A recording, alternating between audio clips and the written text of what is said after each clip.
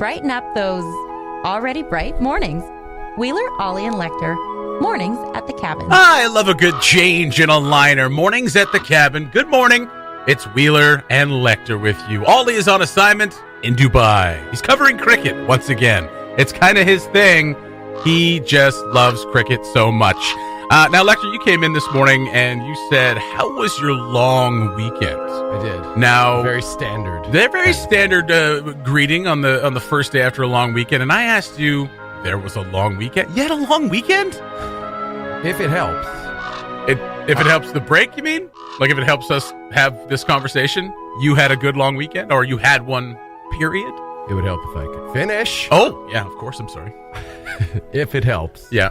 I don't feel like I had a long weekend. I don't think there was one. It was so jam-packed and full of Hockey. different stuff. You're Hockey. a champion. I am a champion. That was stressful. Was it?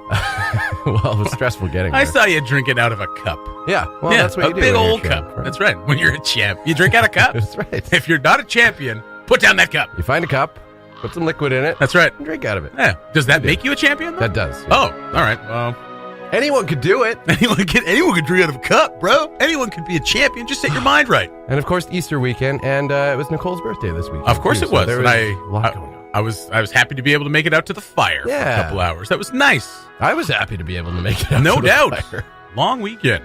Oh, yeah. But- So when's the next long weekend? June. Well, May 2-4, I guess, if you want to. Oh, yeah. It's not really, though. Here's the thing. Yesterday wasn't a stat holiday. Only in Quebec is it a stat holiday. Yet, essential services were shut down yesterday. Mornings at the Cabin, the podcast. This week's Mornings at the Cabin brought to you by Ptarmigan Theatrics production of Mamma Mia. Get your tickets now. They are selling out very, very fast. In fact, I think closing night is already sold out. It opens on Thursday, runs this weekend, and next weekend, you've got 8 chances to see it. Go to nacnt.ca for ticket info and to purchase those tickets with that info. Mamma Mia, if you don't know, is an ABBA musical. And if you like ABBA, which we all do, unless we're monsters, it's going to be a great time. And we're going to have a couple of cast members on as guests tomorrow, wicked early, because they have to be at work early. So they're going to be in at 7:30. That'll be a lot of fun. So get your tickets.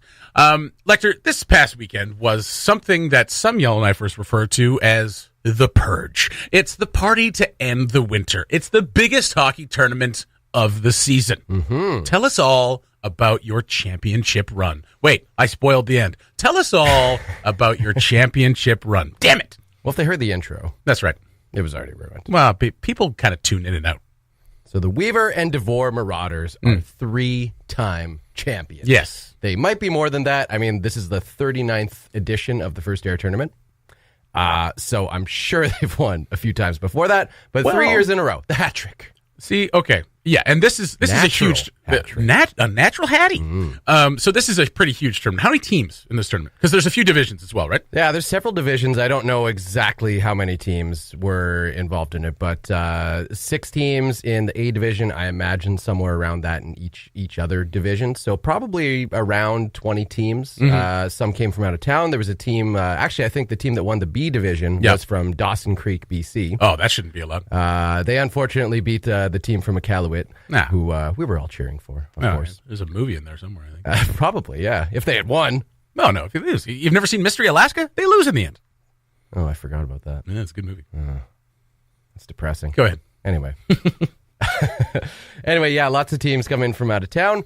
And it's a good time. Yeah, the First Air, the main sponsors do a great job putting on the event. Of course, all the volunteers and all that do a fantastic job. And it's just the most fun hockey to play in all year because you've got the whole beer garden atmosphere. Yeah. Everyone is having a great time, being loud because, well, that's what a beer garden tends to do. That's exactly right. And it's like it's pretty much packed in there the entire weekend, right? I mean, people are there and like it's a chance for a lot of teams to play in front of like a full crowd, which they probably don't get a chance. Yeah, pretty much. I mean, we had a couple 11, 15 a.m. games. Well, that's silly. And, the beer gardens were just kind of waking up. There was like maybe one or two people. Clamato and beer going on. Yeah, I don't know when they started selling beer in the 6 beer a.m. garden. But the regular admission section was packed already. Oh, wow. That's awesome. I don't think I got a parking spot closer than,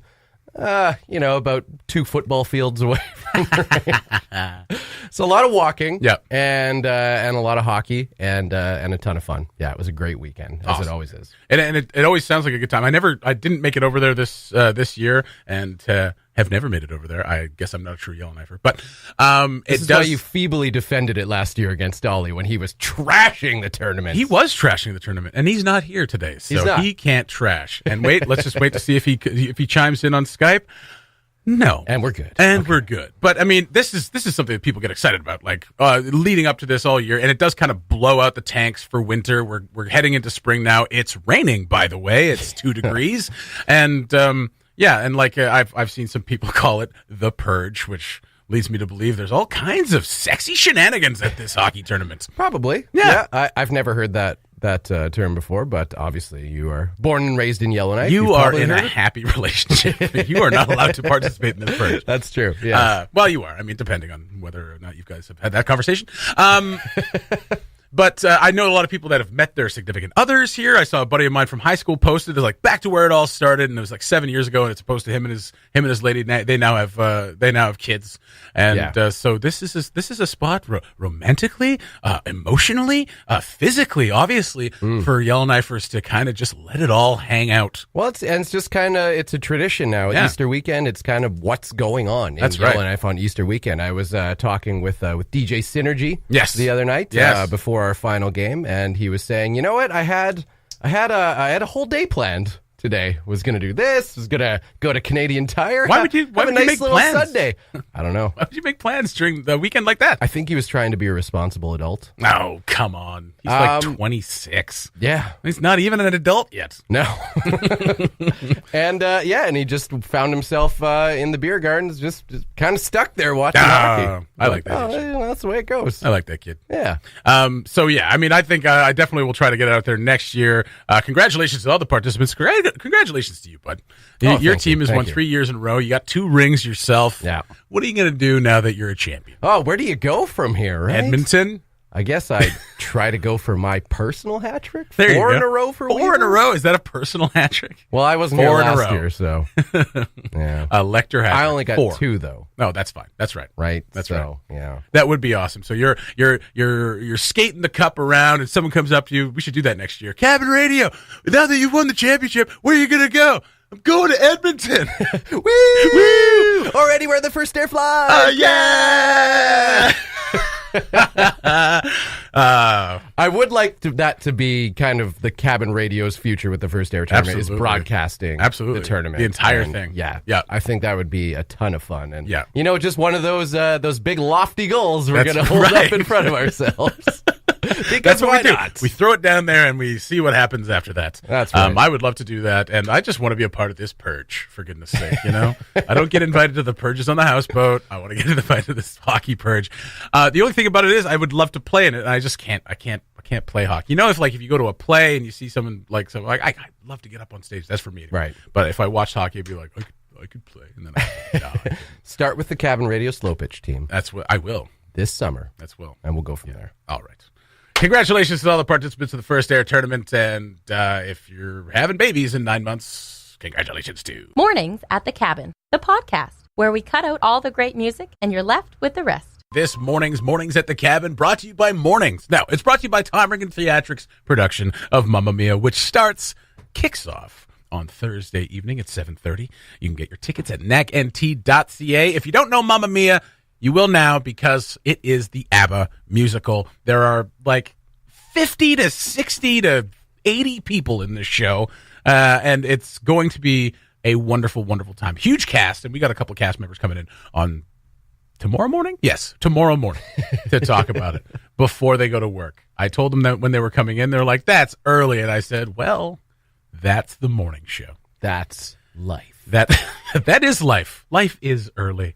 So catch Mamma Mia this weekend and next weekend at NAC. Go to nacnt.ca for ticket info. Now, back to The Simpsons, which is kind of where we always find each other Lecter, you and I can talk in Simpsons quotes for days. Yeah, if other things could like quit distracting us from that, and Yeah. we could just stay on topic, Work, and life, talk about the Simpsons, partners, whatever. Oh God, life would be so much simpler. Oh, it would be. So I guess they've come to the point now where they've Living done under everything. the sea. Sorry. I guess they've come to the point now where they've done everything They at have. least 2 times over. Yeah. Well, how many And episodes they have? They're over 600 episodes. And so now this has got to be the 3rd time at least that Canada has been the focus of an episode. Well, at least part of the focus. I mean, Or at least the main joke. The main joke. So there's one where Bart goes to Toronto, which is great. Yeah. I'm a 10-year-old boy in Toronto. I should be having the time of my life. What was the other one? So the other one, I guess the other thing that came to my mind is this is not a focus on Canada, but one of the most classic Simpsons lines. Oh, Gordy. Gordy. Yeah. Oh, kid well, Gordy. Yeah, okay, yeah, I'm from Canada, and they think I'm slow, eh? Yeah. Oh, I thought that's what you were going to talk about. No, I What else? actually was going to go for, that's it, back to Winnipeg! That's classic. Classic That stuff. is classic stuff. So, what are they doing this time? So this time, Justin Trudeau No! is going to be making an appearance on The Simpsons. Hashtag because it's whatever year it is. That's right.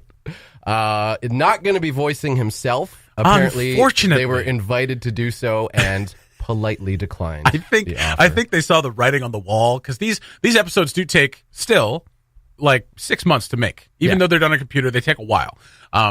So they got this guy from Toronto to do the voice, but I could see them being like, you know what? Maybe on the best satirical program in the history of television, we shouldn't lend ourselves to ridicule. Right. So I think that's probably why they declined. I think any other year, like had they done it the year of the first election, he would have been all over that. Yeah, probably. Oh yeah, absolutely. Yeah, I mean, he wouldn't have gotten invited because. Well, but I mean, at the time, he was the golden boy. Not for half the country, but for like the other half of the country was like, this might actually be good. Yeah. And now we all know that it's terrible. So He's gone through some things, hasn't he?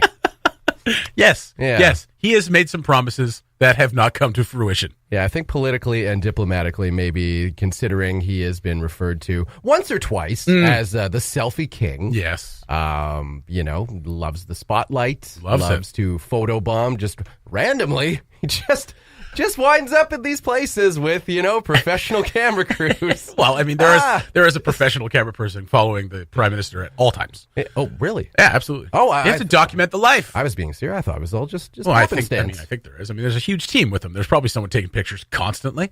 You know? Well, this makes a lot more sense why he gets so much criticism. That's I right. gotta say. That's right. Yeah, that's the reason.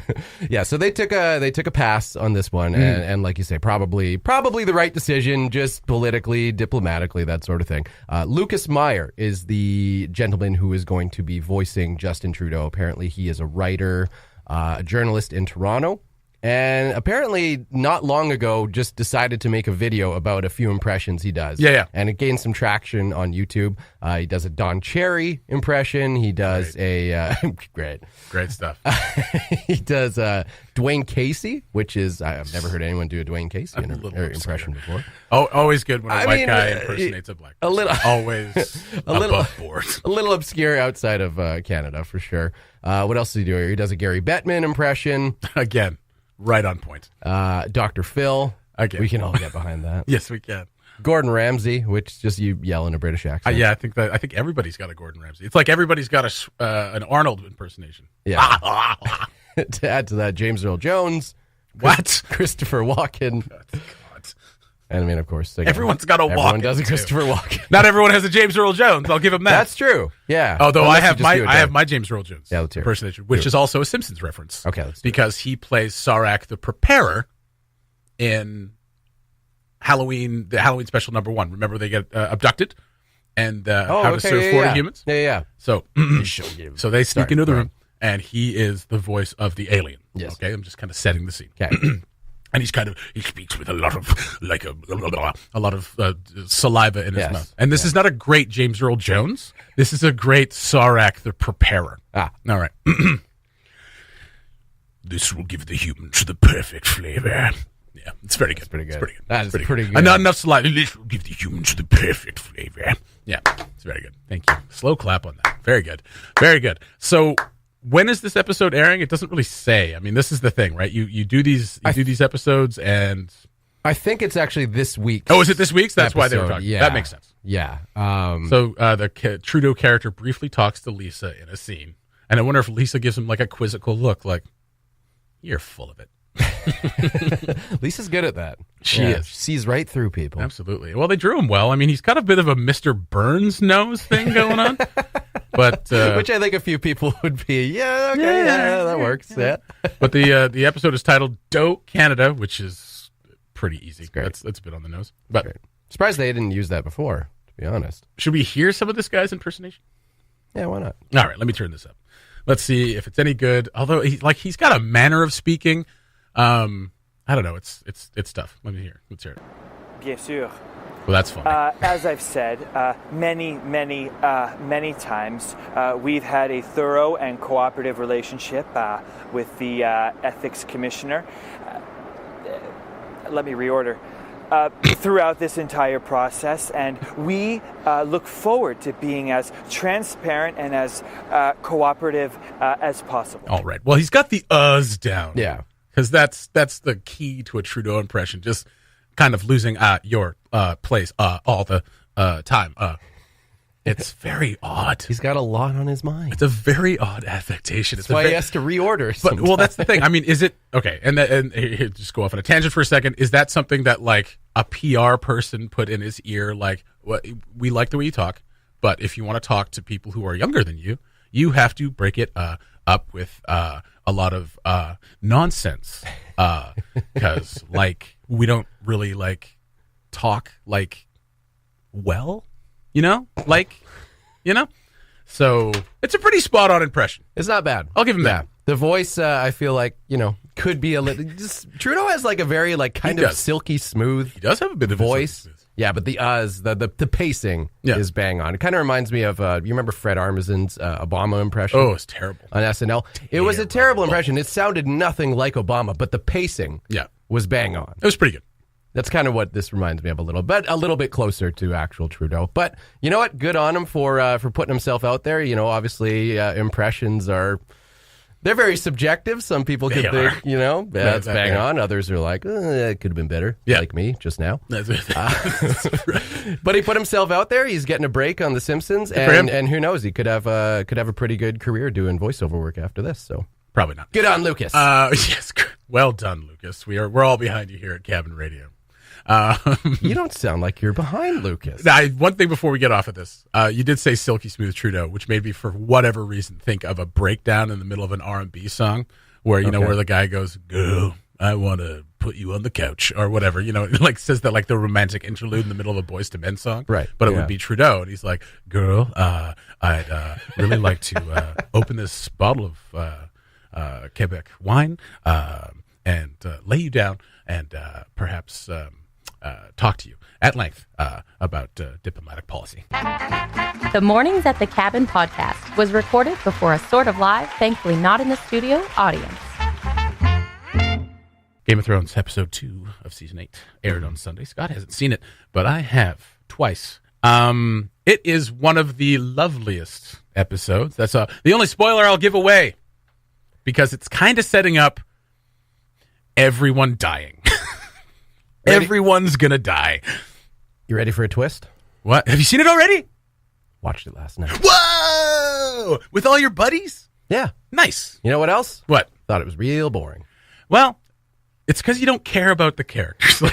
It's because you haven't watched this show for years and years and years and actually come to care about what these characters are, like who they are, what they're doing, what their goals are, what all these things mean to them. I myself had a couple of moments where I got a little lump in my throat. Yeah. A little cry moment. God. Phoenix was almost beside herself with grief. Lord. Because she's been growing up with these characters for years. Yeah. Yeah, I condensed it all into a year and a half, so I don't care about it. You really don't. You really, really don't. Because, and that's been some of the complaints as well. Like, someone, it was like a comment on a YouTube video or whatever, was saying like, why waste the first 2 episodes on all this stuff? Like, let's get to the battle. It's like, it can't just all be battles and dragons. You have to, the whole point behind this show is to take all of that stuff that we like to watch, the war and the dragons and the battles and all that stuff, and mix it with characters that you actually care about. You care about their motivations, you care about what their arcs are, you care about where they're going to end up and where they came from. And all of these characters that are now left at Winterfell have gone through so much, and we followed them for so many seasons. And this is the episode where they kind of get a chance to talk before they die. Yeah, it was thrilling. All right. No, I mean, it was kind of a necessary. Absolutely, it's necessary. Yeah, because like, coming into it, I would have expected this to probably be a bit of a slower episode, just like the natural pacing of where the season is headed, right? Because the last 4 episodes are going to be nothing but death and battles. Well, yeah. One of the episodes is an 80-minute battle. Yeah. So the last 2 episodes are each 80 minutes long. So one of those 2 episodes. But I mean, the next episode is the Battle of Winterfell. Yeah. So. But this is the thing, like, they are going to get swarmed. They're gonna kill some of the dead, but they're gonna have to retreat, I think. Did you say spoiler alert? About what? About this break. No. About what? We haven't spoiled Game of Thrones. Well, the next episode is titled "The Battle of Winterfell." Well, but people might not know that. Well, then they haven't been paying attention. This is the eternal struggle. No, but I think we know that battles were coming. I don't think that's a spoiler. We know that the dead are coming. I thought maybe they could just, sit down, hash it out, just talk it over. This is your last chance to talk to the Night King about where we've come from and how we've gotten here. Isn't this the whole reason Tyrion exists? To talk diplomacy. Just to talk diplomacy with a person who doesn't talk. He's not even a person. The Night King, that is. Not Tyrion. He's a person. What about Bran? Just like think converse with. Bran has been amazing. He's always just, what I love about Bran is this, like, every time he says anything, it's like everyone in the room has just forgotten he was there until that point. And in this episode, Tyrion's the only one's like, what's your deal? Everyone's just kind of like, He had one great line in in last night's or Sunday night's episode where he just said something like so poignant, and everyone just turns as they always do. Like, oh wait, Bran, God, I forgot you're here again. Jeez. Well, because he doesn't need help moving around. He's like, remember when I think who asked him, like, do you need help? Shall I? They basically asked, can I roll you out of here? And Bran's like, no. I'm all right. Yeah. He can move himself. Oh, I think the first episode where they're exchanging pleasantries. He's like, we don't have time for all this. I love that so much. They're just like, hi, I haven't seen you in a while. We don't have time for this. The dead are coming. They've broken through the wall. But when he says, Bran, I think we have a little bit of time. Yeah. And when Jamie's there and he looks at him and goes, the things we do for love, and no one says anything. It's just like, goo, ooh. Yeah, no, he remembers the things we do for love. So I don't think we've given anything away. Everybody knows the battle's coming. Everybody knows that this is it. This is where we culminate, and everybody's going to die. Yeah. So, and I watched the inside of the episode afterwards, the HBO inside the episode look or whatever, and the basically what the creators and the showrunners are saying, like, this is the episode where everybody. This is the last time most of these characters will see each other.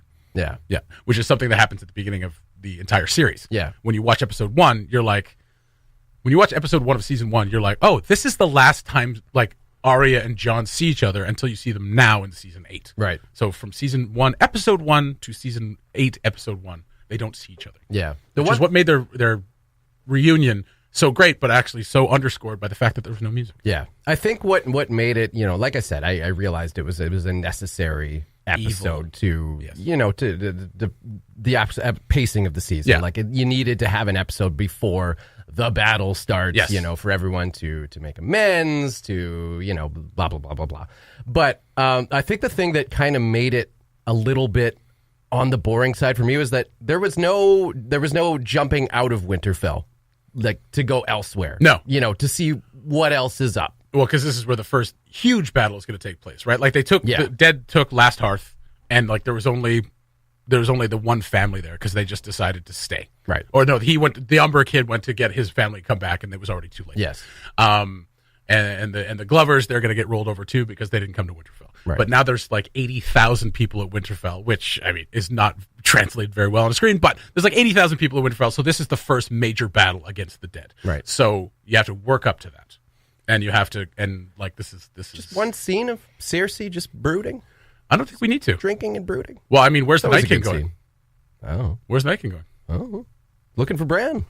Yeah, looking for Bran, I mean, or that's- possibly going down to King's Landing to start some crap down there. Oh, okay. Because if you don't think the Night King knows how to ball, man, classic pincers movement. I don't know what that is. That's a flanking movement. I think It's a war thing. Yeah, that's a war thing. But I mean, he knows how to war. He knows how to Right? war. He's warred before. That's right. Here's 100,000 troops, but I'm over here on my dragon.